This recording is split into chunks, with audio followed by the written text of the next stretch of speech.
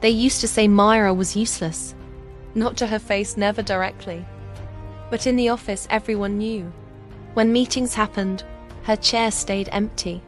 When promotions were announced, her name was never mentioned. When mistakes happened, somehow, the blame always drifted toward her desk. It was a classic workplace story, an underestimated woman, silently carrying the weight of other people's failures. Myra worked in the records department of a large consulting firm, a department everyone treated like a dead end. "You'll stay there forever," someone once joked.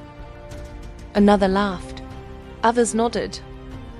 That was the day she stopped trying to explain herself. She became quiet, not weak quiet, focused quiet, the kind of silence that listens, learns, and remembers. This wasn't anger. This wasn't rage. This was patience, the foundation of every quiet revenge story that ends with justice. The years of being overlooked for 3 years, Myra stayed invisible. While others chased attention, she mastered the system. She learned how approvals really worked, which signatures mattered, which policies were outdated, which rules were ignored until they suddenly became important. She corrected errors no one noticed. She rebuilt files others had destroyed with carelessness. She stayed late not to impress anyone, but to understand everything. People mistook her silence for weakness. That's a mistake many people make, especially in stories where success becomes the best revenge. The mockery continued when new employees joined. They were warned quietly. "Don't end up like Myra." They said she had no ambition, no confidence, no future. She heard it all, and she remembered it all. Not to hold grudges, but to measure growth. This wasn't a story about violence. This was justice without violence. The kind that feels better because no one gets hurt, only exposed. The crisis that changed everything. Then, one Monday morning, the company collapsed into panic.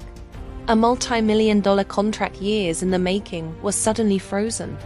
An internal audit revealed missing documentation from years ago. The deal couldn't proceed without it. Executives shouted. Managers blamed each other. Emails flew like bullets. Deadlines closed in. The entire company felt it. This was no longer a joke. This was survival. Then someone whispered it. "Those files, weren't they handled by Myra?" Silence followed. The same silence Myra had lived in for years. When they finally looked at her, they approached her desk differently this time. No jokes, no laughter, no dismissive tone. Just nervous politeness. "Myra, we were hoping you could help." She nodded calmly. She opened a cabinet that hadn't been touched in years, pulled out a perfectly labeled folder, turned to the exact page. The missing clause, the overlooked signature, the solution. Simple, legal, clean, but incomplete. It required one final approval. Her approval. The moment of sweet revenge, the room waited. No one demanded anything. No one rushed her. For the first time, they respected her silence. Myra signed. No speech. No celebration. No revenge words. Just competence. That's what made it a sweet revenge story. Not bitterness, but balance. The contract was saved. The company recovered. And something else shifted. When karma arrived quietly a week later, Myra was promoted. A month later, she led the department. The same people who mocked her now waited outside her office, hoping for guidance.